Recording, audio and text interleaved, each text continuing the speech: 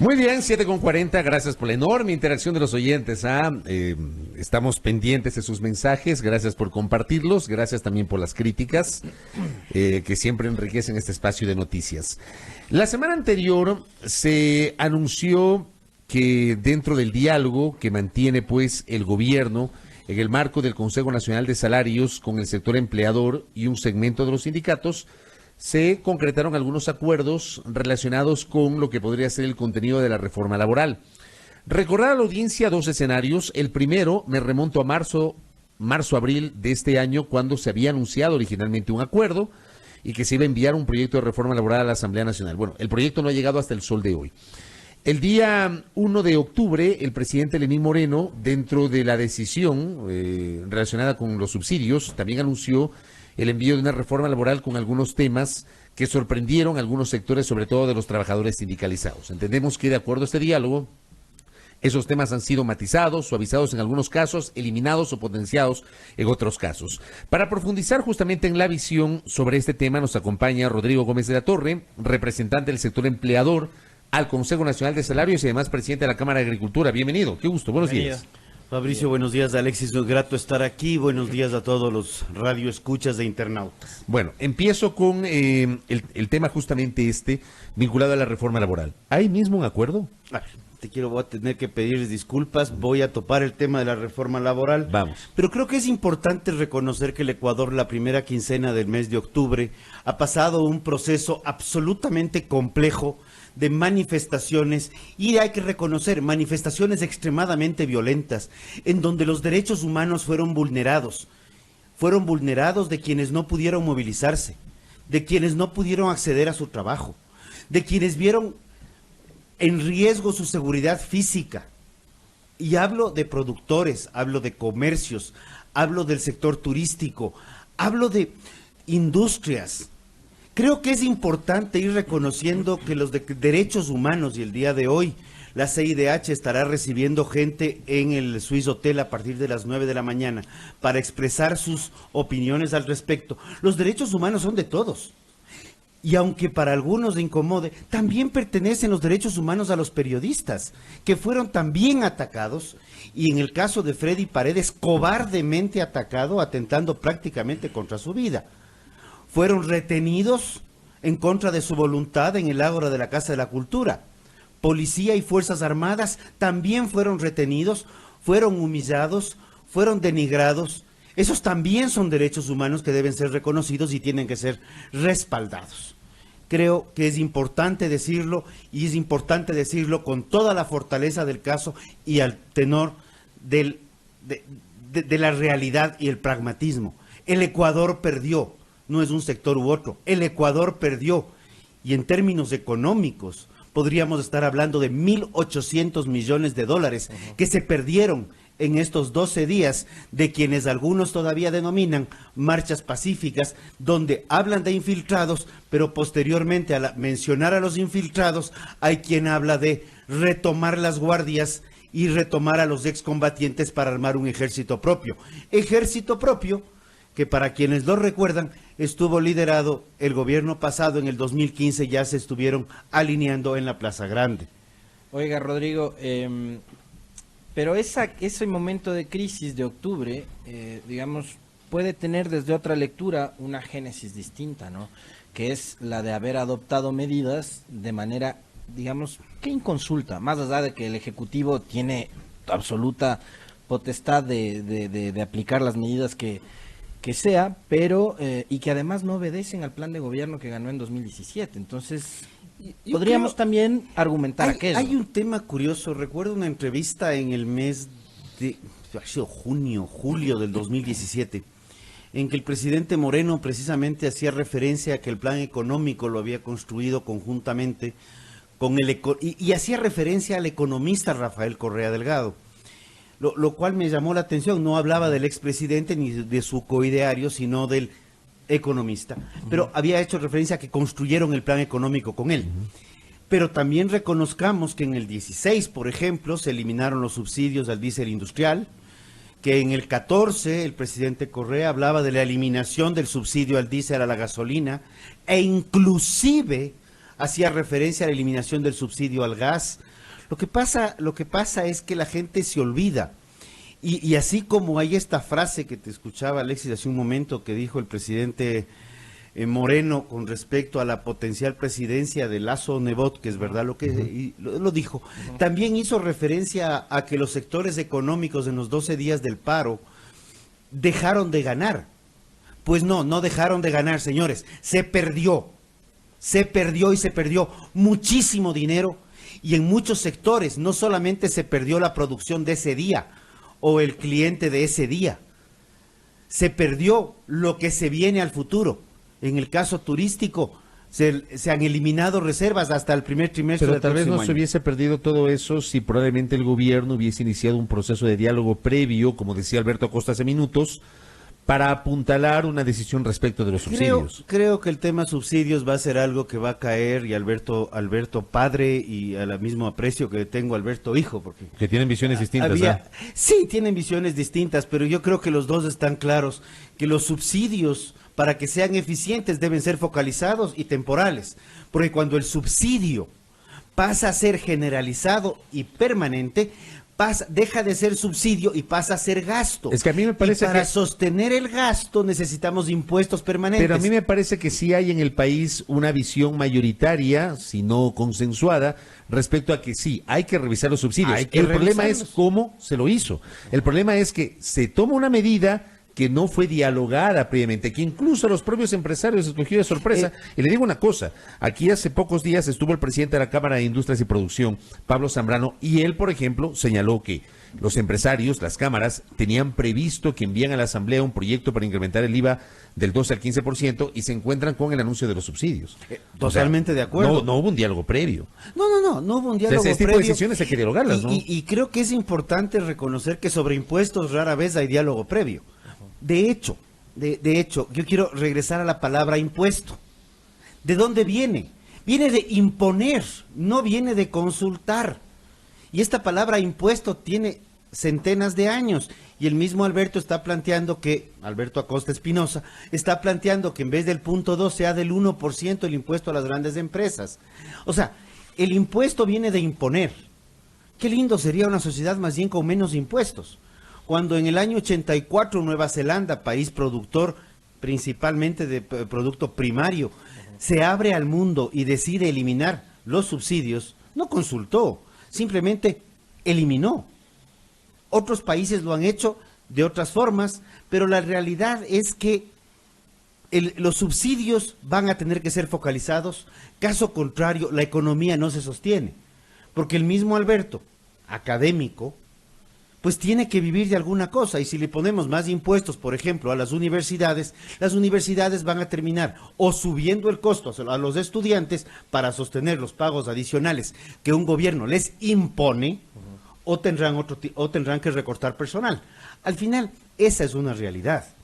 Y si en el año 2016, y ahora sí entrando a tu pregunta, perdón que me haya desviado un poco, pero pertinente. Pero si en el año 2016 Alberto hace referencia a una suerte, no estoy muy de acuerdo al concepto de flexibilización laboral que se da en el 17, se da por una radicalización extrema de la rigidez laboral del año 2015, en la cual la ley de injusticia laboral derivó en que caiga el empleo pleno en 6% el primer año. El primer año. ¿En este momento cómo está el empleo? Ahorita ya vamos en 10% menos. Estábamos en el 49,5% en el 2014, el empleo pleno. Las otras formas de medir subempleo, desempleo, y hay un menú de temas, suenan bonito para decir que el desempleo no ha crecido, pero para la evaluación de este año, de este último trimestre, en comparación con el pasado, inclusive el desempleo ya está creciendo. Ya se evidencia un problema serio, pero estábamos en el 49,5% aproximadamente en el 14. Viene la ley de injusticia laboral del 15, bajamos, me parece que fue al 45, tal vez me equivoqué, no eran 6 sino 5, para a veces hay gente que nos está midiendo la milésima, y luego sigue bajando a tal nivel que ahorita ya estamos hablando del 38,5%. 38,5%. ¿Ya? Entonces, si es que no estamos conscientes que la sobrerrigidez laboral es un freno a la contratación, al igual que el impuesto a la salida de divisas es un freno a la inversión extranjera directa, pues ya la situación es bastante complicada, porque no son supuestos teóricos. Estamos viéndolo en las cifras del Estado. Y comencemos con algo interesante, no de este gobierno. Estamos viendo esta caída con las cifras del gobierno pasado también. O sea, no es que cambió el gobierno y las cifras se maquillaron diferente. No. Desde el gobierno pasado vamos viendo la caída de empleo. Y venimos hablando desde el año 2011 la necesidad de la redistribución de las 40 horas. Estas cosas se solucionan con la reforma laboral, Rodrigo. Retomo la primera pregunta que le hacía. Si es que la reforma laboral, nos reunimos el 15 de mayo y salieron 3 acuerdos principales. Esos 3 acuerdos tenían que ver con que había un 35% adicional para contratos eventuales y ocasionales. 35% que la única explicación que le encontramos es porque en esa época el 35 era el número que les gustaba. El otro acuerdo, reconocer el emprendimiento. El Ecuador es un país de emprendedores, pero muchos emprendedores no llegan a los 3 años. Sin embargo, cuando quiebran antes de los 3 años y han contratado personal, estaban sujetos, además de todos los derechos laborales, estaban sujetos a considerarse que a la quiebra tenían que considerar la separación de los trabajadores por quiebra como despido intempestivo. Entonces lo que se dijo es que se reconozcan todos los derechos, 13º, 14º, vacaciones, inclusive el desahucio, pero que ya no se le considere dentro de los 3 primeros años despido intempestivo, porque también hay que reconocer que el emprendedor, indistinto en qué emprenda, está arriesgando su capital, su patrimonio, está endeudándose, y está endeudándose a unas tasas altas de interés. Bueno, pero me está hablando de la reforma del 15 de mayo, finalmente esa reforma no fue enviada a la Asamblea. Pero esa propuesta nunca fue enviada a la Asamblea. Esa tiene que ser, se suma a lo que está ahora. O sea, sigue todavía siendo parte de los acuerdos. La redistribución de las 40 horas, y ahora lo que pasó es que una de cal y una de arena, no es que estábamos tampoco muy de acuerdo, pero sin embargo, en una evaluación amplia, estuvimos revisando, y el tema de la jubilación patronal. La jubilación patronal es un derecho de los trabajadores, al cual se acogen a partir, luego de 25 años de trabajar para una sola empresa, para un solo empleador. Sin embargo, la realidad y la dinámica laboral actual, y las cifras del ministerio lo demuestran, es que el trabajador rota de empleos cada 5 o 6 años. Entonces era un derecho al cual estaban accediendo entre el 3 y 5% de los trabajadores, porque no llegaban a completar ni los 20 años. Podrán decirme que había empresas que liquidaban al año 19, pero ok, ¿qué pasa con el año 10? ¿Qué pasa con el 9? ¿Qué pasa con el 8? Igual la gente está rotando. Entonces no hablamos de solamente el año 19 y 20. Entonces la propuesta fue crear un fondo, y en estos días estaremos debatiendo técnicamente qué porcentaje será, o qué porcentaje será el propuesto. El presidente ya anunció uno, pero un fondo en el cual, indistinto el número de empleadores, el trabajador tenga este fondo de ahorro obligatorio, porque realmente no va a ser voluntario, va a ser un fondo que se va creando en una cuenta individual, sea esta a través del BIES o sea esta a través de una administradora de fondos privados. ¿Para qué? Para eso no estaba el fondo de reserva, que era, digamos, el ahorro que manejaba el trabajador. Ese fondo, y ese concepto me encanta, porque esos son los términos que deberíamos aplicar de mejor manera. El fondo de reserva, el gobierno pasado lo cambió de fondo de reserva a fondo de gasto corriente. Pero era voluntario de cada empleado. Si yo quería, acumulaba. Si yo quería, lo recibía cada mes. Así es voluntario de cada empleado, pero ese fondo de reserva, ese fondo que debería ser fondo de reserva, dejó de serlo.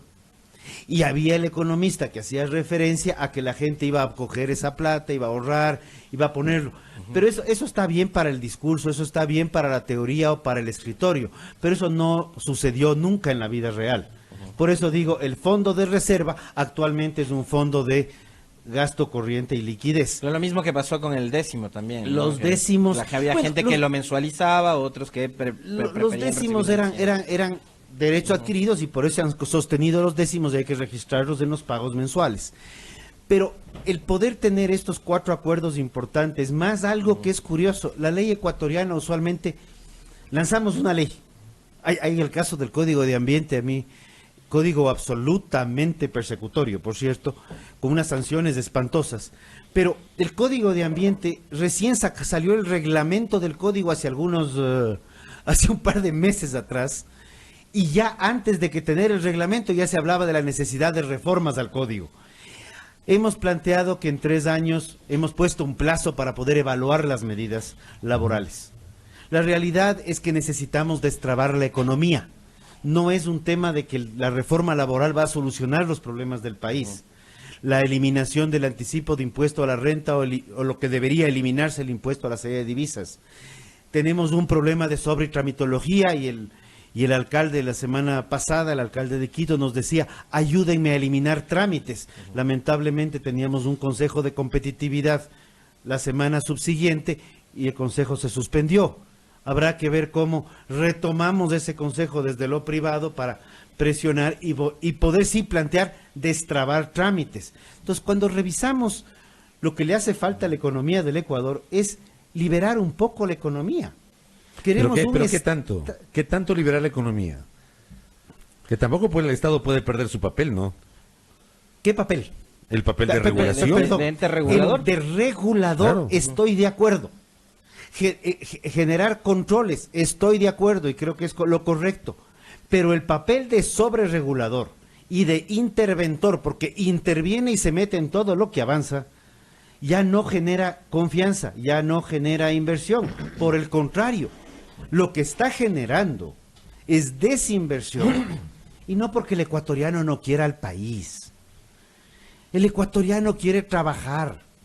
Y las migraciones que se vieron, no solamente en el momento de la dolarización. El Ecuador es un país que tiene migrantes de hace más de 30 años. Los empresarios están dispuestos a jugársela. Los Digamos, empresarios... aprender de los errores del pasado que también los han cometido y jugársela en este momento, Rodrigo.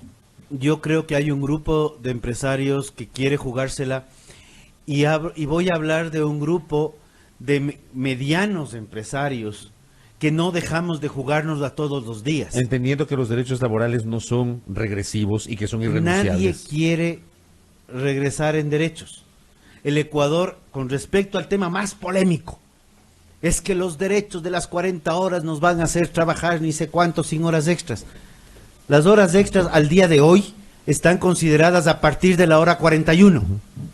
¿Qué se plantea la reforma? Que sea hora extra a partir de la hora 41, respetando la jornada laboral de 40 horas, siendo la jornada laboral más corta de América. El resto de países trabaja 44 y 48 horas. Teniendo el salario más alto de América.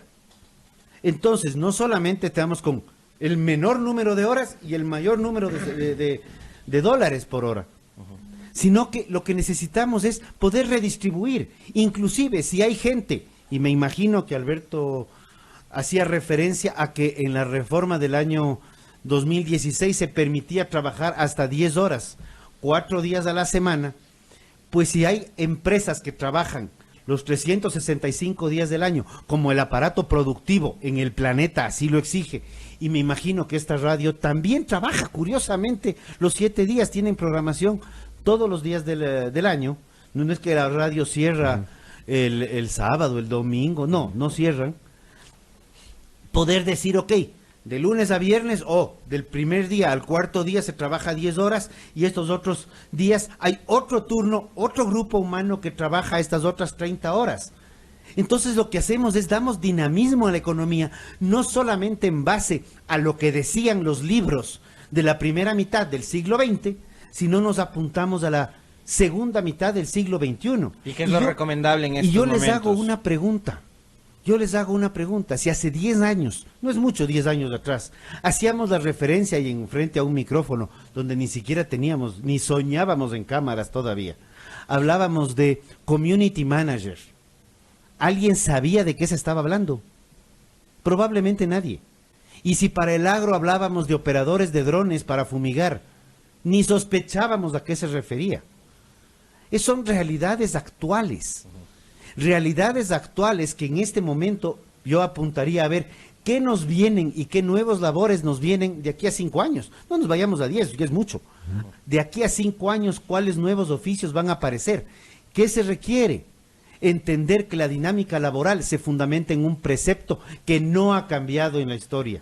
¿Qué es cuál? Que es el acuerdo entre trabajador y empleador, en donde el Estado regula. Y ese pero acuerdo cuando debe el ser Estado estable. interviene, ese ¿O no? acuerdo, Porque ese acuerdo hubo debe ser... un analista que dijo que la excesiva estabilidad laboral es un concepto nocivo, que es A ver, mala. la estabilidad laboral, y esto de aquí no soy economista, no sé si es nociva la excesiva estabilidad, pero sí estoy convencido que la estabilidad laboral se la gana el trabajador. Yo estoy de acuerdo en eso, pero en cambio, Porque a ver, el la mal estabilidad laboral a uno le da seguridad, pues, te endeudas, le da te compras certezas, uno para se comprarte endeuda, una claro, casa, porque sabe Completamente que de a fin- acuerdo, claro. completamente de acuerdo. a fin de Y mes uno quienes- ya sabe que va a coger su sueldo y sabe que va a y- tener para pagar el hipotecario, el quirografario, la tarjeta. Y quienes no tenemos estabilidad laboral porque somos o autónomos Quienes o, no o tenemos, somos así es. empleadores, simplemente tenemos que ver cómo nos ganamos el día a día y cómo, si tenemos un trabajo el día de mañana y somos estables, somos absolutamente responsables protegiendo ese trabajo, porque también hay de los otros. Así como hay empleadores que no necesariamente califican como ejemplos, también hay trabajadores que a partir del día 92, luego de la ley de injusticia laboral del 15, lo que están esperando es hacer unos días extras para garantizarse su despido intempestivo, y la eficiencia productiva de lo que fueron los 3 meses de prueba cae considerablemente, y lo que están es buscando cómo me despiden. Rodrigo. Y los contratos colectivos se han derivado ya no en cómo sostener el empleo y mejorar la productividad de la empresa, sino en ver cómo tengo una prebenda más grande en el caso del despido intempestivo o buscar el despido ineficaz. Pero me parece a mí que eso es Y ya nos vamos terminando. generar esos estigmas y esos prejuicios. Me parece que tampoco es que la generalidad de los trabajadores busquen eso. O sea, creo que la mayoría lo que busca es trabajar bien, producir, Así ser un es. trabajador estable, que su compañía, su empresa, su organización funcione. No creo que la mayoría entren a cumplir los récords y a esperar a que me voten. Completamente de acuerdo. Sí, de porque igual manera... es como el discurso de creer que todo funcionario del sector público es un vago, que el burócrata es ineficiente. Alexis, es que eso por ahí va. Así como Pero no es todo que con trabajador lo del que usted sector nos- público es ineficiente, así como no todo trabajador está buscando el despido intempestivo, tampoco todo empresario es precarizador, pues. Es al revés. Los empresarios metemos el billete, arriesgamos y buscamos contratar gente para crecer en el negocio, no para estancarnos y morir. Es al revés. El empresario es el que arriesga. Entonces también démosle ciertas certezas a quien está poniendo el capital, a quien está arriesgando, porque los derechos de los trabajadores funcionan y el concepto de trabajador funciona cuando hay empleador. Caso contrario, seamos todos autónomos y listo. Rodrigo, 2 cosas finales, se me terminó el tiempo en 2 minutos para cerrar esta entrevista. La primera, ¿la reforma laboral está lista o no todavía? Está en un 90% avanzada, tenemos un proyecto de ley económica urgente en ciernes ahorita, sobre el cual hay un sinnúmero de observaciones, algún momento ya la Algún momento lo analizaremos, conversaremos. pero la reforma tiene que pasar esto y debería entrar, y así ha sido el compromiso con gobierno central, que la reforma vaya como económica urgente. El país requiere de manera urgente destrabar 3 de los principales problemas de la economía: sobre rigidez laboral, sobre problemas de tributación. Requerimos urgentemente bajar la tramitología y definitivamente bajar el costo del dinero, Correcto. que sería el cuarto. Y lo Los ult- 3 primeros indispensables. Y lo último, diciembre está a la vuelta de la esquina. ¿Cuál va a ser la posición del sector empleador respecto de la fijación del salario básico unificado para 2020? Tengo bigote, tengo barbita, pero no está tan larga para hacer el Nostradamus. Pero Veamos, tendría una posición viendo el sería- comportamiento de la Sumado economía, eso ¿no? a este bono de $20 que el presidente a ver, dijo. quieren ese bono, A ver, cuente eso, a ver. ese bono salió en función del retiro de los subsidios. Ajá. Ese bono queda absolutamente insubsistente y de hecho el mismo gobierno ya no lo ha vuelto a mencionar, ya que se retiró el decreto 883. Pero eso también lo había, Ese eso bono- también lo había dicho el gobierno sin conversarlo con el sector empresarial. Ese bono debería focalizarse. Deberíamos retomar la focalización de subsidios y ver quiénes lo necesitan y a ellos darles una mano y de manera temporal y decir, ok, señores, Vamos a focalizar los subsidios por los próximos 5 años con una desgravación del 20% y de aquí a 5 años los combustibles serán totalmente libres.